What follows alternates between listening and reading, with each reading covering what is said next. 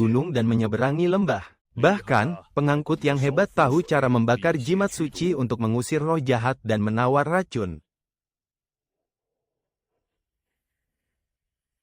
Nah, waktunya sudah tiba. Aku akan bersiap turun ke lembah untuk mencari putra Bibi Zhang. Kau, ikuti aku dari dekat. Jangan membuang-buang waktu. Kalau kita sampai melewatkan waktunya, kau tidak akan bisa keluar dari sana hidup-hidup. Aku mengerti, Paman Huang. Menurut kakek Kang si pencari obat tua, di jurang ratapan hantu, ada banyak tanaman obat liar yang usianya sudah tua. Terutama rumput bayangan. Kalau dibakar jadi abu dan dimasukkan ke dalam jimat pelindung, rumput itu bisa menenangkan jiwa. Kalau aku bisa mendapatkan beberapa batang saja, satu batangnya bisa laku 100 tael perak. Ini benar-benar ladang uang. Ah, sakit sekali. Dahiku terasa sangat panas, persis seperti mimpiku semalam. Ini, apa ini? Jangan-jangan, inilah akar spiritual bawaan yang pernah diceritakan kakek. Bakat alami yang sungguh luar biasa. Tubuhku lemas sekali. Mata surgawi ini tidak bisa terus-terusan kubuka. Tubuhku sama sekali tak kuat menahannya. Hei bocah, langkah kakimu lambat sekali. Kau tak akan bisa mengikutiku. Aku harus bergegas sebelum energi yang dari matahari memudar. Untuk menggendong jenazah putra bibi itu keluar dari jurang ratapan hantu. Aku tak akan menunggumu. Lagi, kalau kau sudah selesai mencari obat, tunggu saja aku.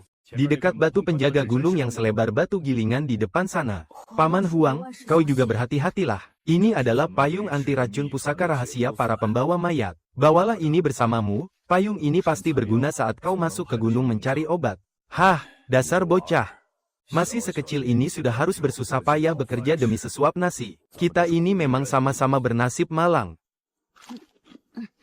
Energi murni di dalam tubuhku mulai mengalir lagi. Tenagaku sudah pulih 80%.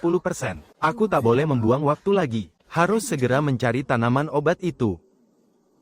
Hah, ada sesuatu di sebelah sana.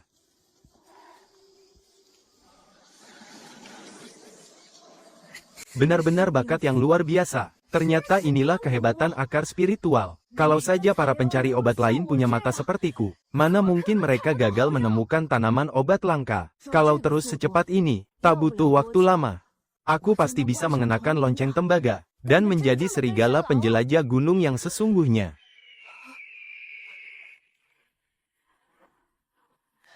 Benda apa itu? Cahaya murni itu, pekatnya 100 kali lipat dari cahaya putih biasa. Jangan-jangan, itu harta pusaka langka tingkat dewa. Cuma mau lihat sekilas saja. Kalau ada bahaya sedikit pun, aku bakal langsung putar balik dan kabur. Selama nyawa masih dikandung badan, pasti selalu ada harapan. Hah!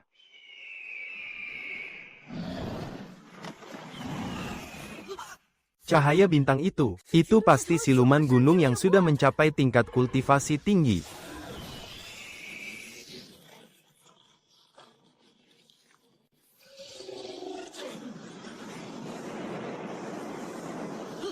Ditambah kabut beracun mematikan dari Bukit Longji. Manusia rela mati demi harta, burung rela mati demi mangsa. Dua siluman mengerikan ini bertarung mati-matian. Sebenarnya demi apa? Jangan-jangan demi gumpalan cahaya itu, ya.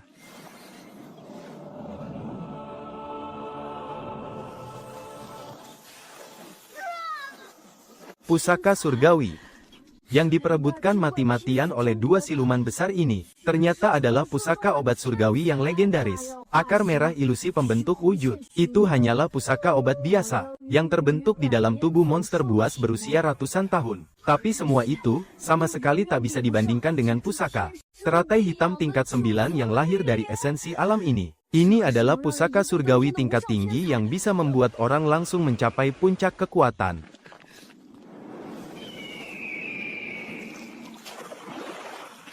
Itu sekuntum teratai hitam, pusaka surgawi, astaga, pusaka langka yang takkan pernah ditemui pencari obat walau mencari seumur hidup. Kalau aku bisa memetiknya, hidupku bakal terjamin seumur hidup. Bisa beli rumah besar, makan sup daging domba setiap hari. Tapi dengan tubuh lemahku ini, aku bahkan tak sebanding dengan pendekar di kota Aning. Kesana sama saja cari mati. Sebagus apapun pusaka surgawi itu, percuma saja kalau nyawaku melayang. Wang Er. Kau masih di sana. Paman Huang, aku di sini. Paman Huang. Perlu aku bantu? Kau tak akan bisa membantuku untuk urusan ini. Kalau benar-benar mau bantu, jalanlah di depan dan bukakan jalan untukku. Kau harus ingat, nanti, tak peduli siapapun yang memanggil namamu, jangan pernah menoleh ke belakang. Sekali menoleh, jiwamu bisa melayang dicabut setan. Bakal gawat nanti urusannya. Aku tahu. Mendiang kakek pernah berpesan, kalau lagi jalan sendirian di hutan belantara atau di malam buta, terus dengar ada yang manggil nama kita, jangan sekali-kali langsung menoleh ke belakang. Manusia itu punya 3 nyala api kehidupan. Di kedua bahu masing-masing ada 1, dan 1 lagi di atas kepala. Kalau kita menoleh untuk menyahut, bahu kita akan bergerak, dan api di tubuh kita itu bakal padam. Kakekmu ternyata banyak tahu juga, ya. 3 nyala api kehidupan manusia. Padam 1, bakal jatuh sakit parah. Padam 2, jiwa melayang dan hilang kesadaran. Padam ketiga-tiganya, mati seketika. Jangan-jangan kakekmu dulunya itu sesepuh pemburu gunung. Ya, bukan, keluarga kami ini pindahan dari luar daerah. Sesepuh pemburu di Bukit Longji. Yang benar-benar sakti itu cuma Tuan Sen seorang. Guru tua yang menyuruhku menghafal syair pernah bilang, Tuan Sen itu ahli ilmu aliran Kimen. Mengayunkan tangan menuntun domba, pohon Ki.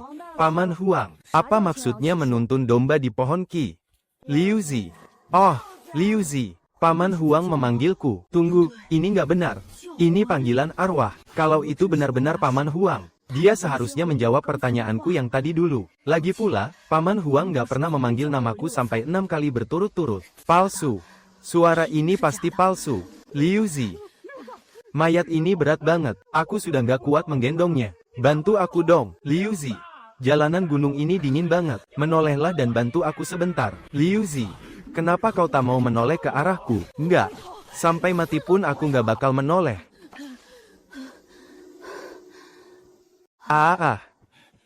Bocah tengik, ngapain kau jalan cepat-cepat banget sih? Kau nggak tahu apa, kalau orang sudah mati, mayatnya itu bakal jadi makin berat. Kerasnya kayak besi. Gila, aku sampai ngos-ngosan dan hampir nggak bisa ngejar kau. Tahu.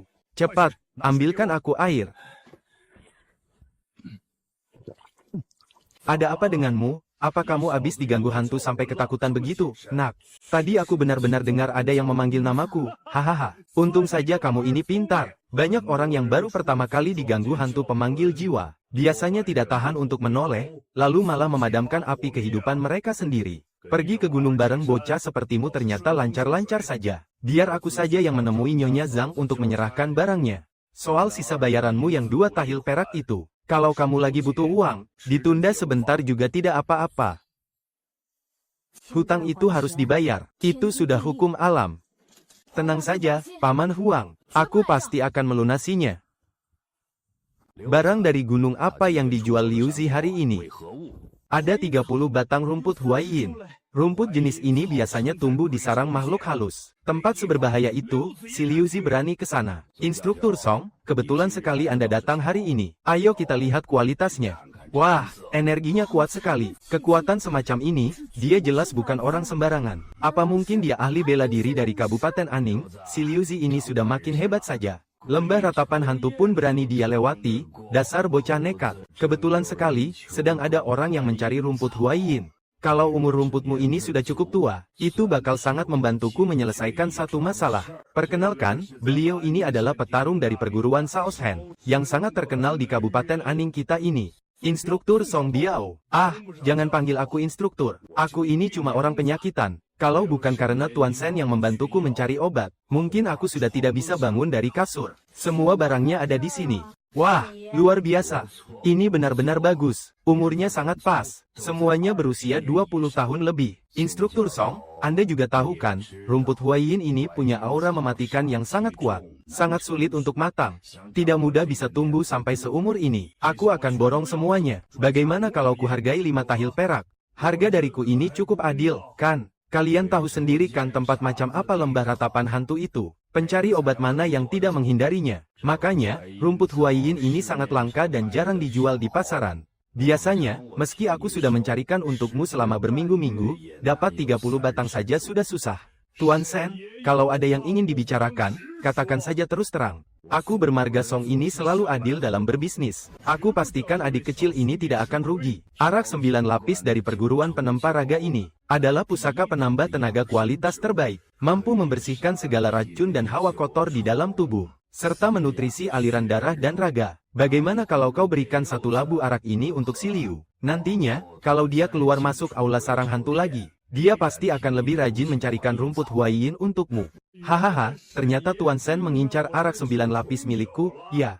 Baik, ambil saja ini. Tapi ingat, efek hangat dari arak 9 lapis ini sangat keras. Adik kecil ini usianya masih sangat muda, lagi pula fisiknya masih murni belum tersentuh, dan belum pernah berlatih ilmu bela diri sama sekali. Dia belum tentu kuat menahan efeknya, loh. Arak 9 lapis ini adalah ramuan rahasia para ahli bela diri untuk menempa tenaga. Inilah kesempatan emas yang dibicarakan oleh kakek. Meskipun tubuhku mungkin tidak kuat menahan khasiatnya, aku tetap harus mendapatkannya. Adik kecil, kau sama sekali tidak punya dasar bela diri. Kalau kau meminumnya, aliran darahmu akan mendidih, dan itu malah akan melukai tubuhmu sendiri. Coba kau pikirkan baik-baik. Kalau kau memang menginginkan satu labu arak ini, bayaran perakmu akan dipotong setengah. Tangkap ini. Sepertinya Anda menaruh minat pada bakat anak ini, Tuan Song. Karakter adik kecil ini lumayan bagus. Dia layak untuk dibimbing. Pelatih Song memang sangat menjunjung tinggi kesetiaan. Bagaimana kalau kau terima saja dia menjadi muridmu, agar dia bisa belajar sedikit ilmu bela diri untuk menjaga diri. Ilmuku sendiri saja masih setengah matang. Mana pantas aku menerima murid? Adik kecil, kalau kau memang punya niat untuk berlatih bela diri, datang saja ke perguruan penempa raga dan sebut namaku. Ingin menjadi murid resmi mungkin agak sulit, tapi kalau hanya untuk menjadi murid magang, kau cuma butuh sedikit uang perak. Terima kasih banyak atas petunjuk Anda, Pelatih Song. Ah, bukan masalah besar. Tuan Sen, aku permisi dulu. Tidak perlu diantar. Si Liu itu anak yang sangat berbakti dan setia kawan. Sayang sekali, dia tidak punya bakat bawaan dalam bela diri. Pada akhirnya, dia tidak akan bisa melangkah terlalu jauh. Liu, ini bayaran perakmu setelah dipotong harga arak 9 lapis. Ini sisa 2,5 tael peraknya. Ini. Bocah ini baru saja pergi ke gunung. Jangan-jangan dia mendapat keberuntungan tak terduga di sana. Atau mungkin selama ini dia menyembunyikan bakat aslinya. Dan setelah pergi ke gunung, bakat itu akhirnya bangkit sepenuhnya. Hei, Liu. Tuan Sen, apa perintah Anda? Besok kau tidak perlu pergi ke gunung. Datanglah menemuiku. Paman Huang, ini untuk mengembalikan 2 tael perak milik Paman. Bukannya sudah kubilang, tidak usah buru-buru mengembalikan perak ini. Kalau kau masih butuh uang untuk hal lain, pakai saja dulu untuk keadaan darurat. Kau bisa mengembalikannya padaku nanti, tidak masalah. Punya utang ya harus dibayar. Itu sudah sewajarnya, Paman. Lagi pula, aku sudah melunasi tagihan di balai pengobatan Hui Chun. Dan sekarang masih ada sedikit sisa. Jadi Paman, tolong terima saja uang ini. Haha, kita berdua sudah bekerja keras seharian. Sampai-sampai belum sempat makan dengan benar. Biar aku yang mentraktirmu hari ini. Ayo kita makan enak. Kalau begitu, terima kasih banyak, Paman Huang.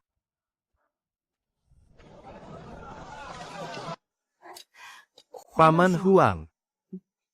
Apa Paman tahu sesuatu tentang para pendekar bela diri itu? Ada apa? Kau sudah kepikiran untuk berlatih dan menjadi pendekar juga? Menjadi ahli bela diri, itu tidak semudah yang kau bayangkan. Tapi sebelum aku menjawab pertanyaanmu itu, aku malah ingin bertanya padamu. Menurutmu, seberapa kuat batas maksimal dari seorang ahli bela diri? Kalau bicara yang paling kuat, menghancurkan gunung dan membelah puncaknya, memotong aliran air sungai dengan satu tebasan, bisa berjalan melayang di udara, dan satu orang mampu menandingi kekuatan satu negara. Sebenarnya, kata-kata ini juga tidak sengaja kudengar dari mulut seorang pendekar tua. Karena hari ini kita sedang membahas tentang pendekar, kebetulan sekali, akan kuceritakan padamu. Pendekar tua itu pernah berkata, ranah kultivasi seorang ahli bela diri, tiada batas, tiada ujungnya. Tubuhnya terbebas dari segala kekangan, hingga mencapai ketakterbatasan. Terbebas dari kekangan, menuju ketakterbatasan. Sungguh tekad yang luar biasa. Inilah ambisi sejati seorang ahli bela diri. Jalan kultivasi ahli bela diri berpusat pada 3 gerbang utama, yaitu gerbang kekuatan, gerbang energi, dan gerbang jiwa. Di antaranya, gerbang kekuatan terbagi ke dalam tahap pengenalan alam, pemupukan darah, dan penguatan organ dalam, menggembleng aliran tenaga dan darah. Saat tenaganya disatukan, 5 Ia mampu menghancurkan batu nisan, membelah karang, dan mencabik-cabik harimau hidup-hidup. Mereka yang telah mencapai tahap sempurna, bahkan kebal terhadap tebasan pedang maupun tombak. Walau ditarik oleh 5 ekor kuda pun, tubuh mereka tak akan bisa dimutilasi. Sementara itu, gerbang energi terbagi menjadi tahap pernapasan, pemurnian organ dalam, dan pembentukan esensi sejati. Satu hembusan napas bisa dilontarkan dari jarak jauh, bagaikan pedang terbang yang melesat sejauh 100 langkah, dan memenggal kepala musuh dengan amat mudah. Setelah mencapai tahap sempurna, seluruh organ dalam mereka akan menjadi sekeras besi, mampu menelan bola-bola besi panas, dan mengunyah logam hingga hancur berkeping-keping. Bahkan setelah mati pun, jasad mereka sama sekali tak akan membusuk. Benar-benar nyaris setara dengan dewa dan iblis. Lalu, untuk tingkat gerbang jiwa, ia terbagi menjadi tahap yin yang dan perwujudan roh. Kekuatan dari puncak gerbang jiwa ini, bahkan aku sendiri pun tak sanggup mengukur seberapa menakutkan batasannya. Bila seseorang sudah mencapai tingkatan itu, rasanya itu bukan lagi sesuatu yang bisa dijangkau. Atau sekadar dibayangkan oleh manusia biasa seperti kita. Di bawah kolong langit ini, 99% manusia tak akan pernah bisa benar-benar melangkah di jalur ahli bela diri. Coba saja kau lihat Kabupaten Aning kita ini. Dari puluhan ribu keluarga yang tinggal di sini, tak satu pun dari mereka yang benar-benar berhasil menembus gerbang energi. Suatu hari nanti, kalau kau berhasil mencapai tingkat penguatan organ dalam, dengan satu patah kata darimu saja, rute perdagangan sepanjang 300 mil di Kabupaten Aning ini, sepenuhnya ada di bawah kendalimu. Rute perdagangan sepanjang 300 mil, semuanya ada di bawah kendaliku. Hanya saja, semua itu masih terlalu jauh bagiku sekarang. Sabar, semuanya itu butuh proses. Apa kau pernah dengar tentang 4 balai besar di jalur teh kuda? Dan 8 keluarga besar? Cuma dengar namanya saja, tapi tidak tahu seluk-beluknya. Pelayan, bawakan beberapa piring hidangan segar. Sekalian bawakan sekendi arak Jianan Shaochun. Siap laksanakan, Tuan. 1 kendi arak Jianan Shaochun. Paman Huang, sekendi arak Jianan Shaochun ini harganya sampai 2 tael perak. Loh, mana sanggup orang biasa membelinya? Araknya tidak usah dipesan saja, ya, hahaha. Hidup di dunia ini, kalau tidak dinikmati sepuasnya, bukankah jadi sia-sia? Ayo, minumlah segelas. Nanti ku ceritakan lebih jelas soal 8 keluarga besar ini. Dibandingkan 4 balai besar, 8 keluarga besar inilah yang benar-benar menguasai jalur teh kuda. Mulai dari urusan sandang, pangan, papan, hingga transportasi. Semua bisnis dan perdagangan tidak lepas dari campur tangan mereka. Di antaranya, 4 keluarga yaitu Luo, Shen, Yang, dan Lin adalah yang paling berpengaruh. Sepenting apa memangnya mereka, keluarga Luo dan Shen mencari nafkah dari perairan. Sementara keluarga Yang dan Lin mengandalkan pegunungan. Orang gunung seperti kita ini, kalau mau bisa makan, semuanya bergantung pada lapangan kerja yang mereka sediakan. Kedepannya, kalau kau ingin meraih posisi yang lebih tinggi, sudah pasti kau harus berurusan dengan mereka. Hanya dengan satu kata, mereka bisa menentukan nasib di jalur teh kuda. Bahkan hidup mati ribuan nyawa. Ini adalah pencapaian atas usahaku masuk gunung hari ini.